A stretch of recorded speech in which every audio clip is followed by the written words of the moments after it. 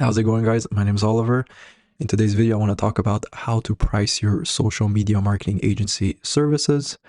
Um, I want to make this video because I remember when I started, I watched a bunch of videos on this topic, and I know I got like 100 different opinions, 100 different methods. Some people just said charge a flat fee.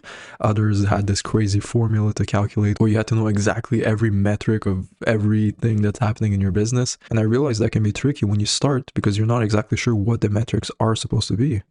Now, obviously, you don't need to know like a base level of metrics, but I feel like everything I'm going to kind of explain in my formula can easily be found by looking at previous case studies and just estimating how much these metrics are going to be. So first of all, let's talk about the flat fee method. I personally do not really like this because obviously depending on your niche, depending on the amount of work you're putting on a client, charging a flat fee doesn't really make sense. Because what if one client you're working super hard, he has 10 grand in ad spend, and the other one has 2 grand in ad spend, and it's really minimal effort, and you're both charging them the same price? It doesn't really make any sense. Stay away from it. I don't really recommend it. To use my formula, you're going to need to know two metrics. One is the lifetime value of a customer. Oh, I'm guessing most of you already know what this is. If you don't, it's pretty simple. Is how much is a customer worth in your client's business? So let's say you're working in the gym niche, and the average subscription is $10 a month, and they stay for 2 years.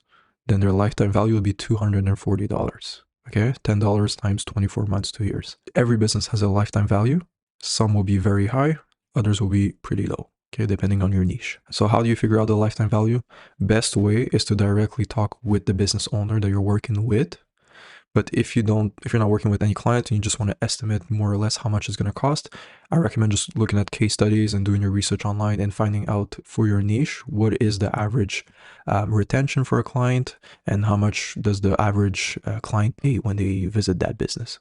So if it's dentist, it might be, I don't know, $300-400 for every visit, and they might stay with a dentist for, I don't know, like 8 to 10 years. So they have a pretty high lifetime value. But if you're working with, say, lawyers, some lawyers, it might be a one-off thing. So they might charge a lot for their services, but it's not really a recurring client that comes every year.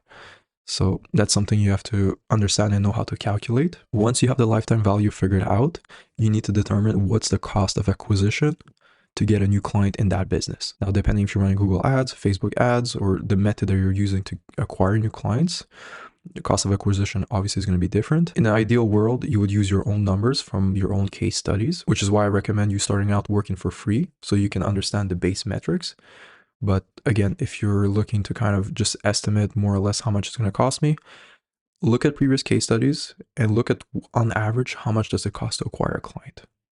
Okay, so that's the CPA, cost per acquisition. That's very important to know, especially if you're doing marketing. And again, if you're working with dentists, if you're working with gym owners, if you're working with different niches, the cost per acquisition will be very different. Okay, so just because one video tells you that my cost per acquisition is this, does not necessarily mean that for your niche or for your location, the cost per acquisition will be the same. So very important you do very thorough research on finding out how much more or less it's going to cost. Now, once you have the lifetime value and the cost per acquisition figured out, the way I calculate or price my services is very simple. You take the lifetime value, you subtract the cost per acquisition, you take that number and you multiply it by 2.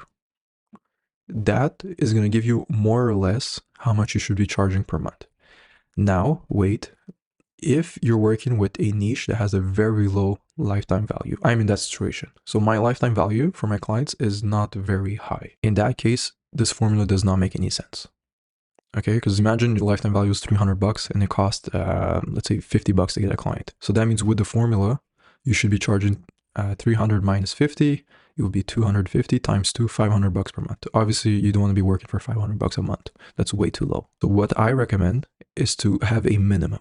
My minimum personally is 2 grand per month. I will not work for any less of that price. And if you have a low lifetime value, what I recommend is offering a guarantee of X amount of clients. And that X amount of clients has to be equivalent to 2 grand a month. Just to be clear, you take lifetime value, remove the cost per acquisition. In our example, it's 300 minus 50. So we're down to 250. And then you do 2 grand, which is the minimum fee, divided by 250, which would give you the amount of clients you would need to get for them to break even. You take 2 grand divided by 250, which would give you 8. 8 is the amount of clients that you need to get every month for your customer so that they can break even. Okay, that's very important. So the way I do it is, let's say in this example, I need to get at least 8 clients. I will tell the business that I'm working with, I can guarantee you at least 15 new clients or 10 new clients. Your guarantee has to be more than 8. Ideally, you would round it up to like 10, 15, 20, like one of those numbers, so that when they actually calculate how much money you're going to be bringing in, they're going to break even and make even more money. So that's very important. Okay. If you're working with dentists or lawyers and they have a very high LTV, this last part is not very necessary. Most of the time you could just 2x based off that formula, and that should be more or less how much you should be charging per month for your services. So yeah, that's going to be all for today's video. I didn't go crazy in depth on how to calculate lifetime value and cost per acquisition. If you guys want, I can make a video on those. But they're pretty simple to find out. And yeah, I hope this video is going to help you guys with your social media marketing journey. I know I wish someone would have gave me just like a simple formula to follow, because I was one day charging this, the other day charging something else. So this is something pretty simple to follow. It's what I use, and clients are pretty happy with the prices I'm charging. So get off your ass, get to work, and thank you very much.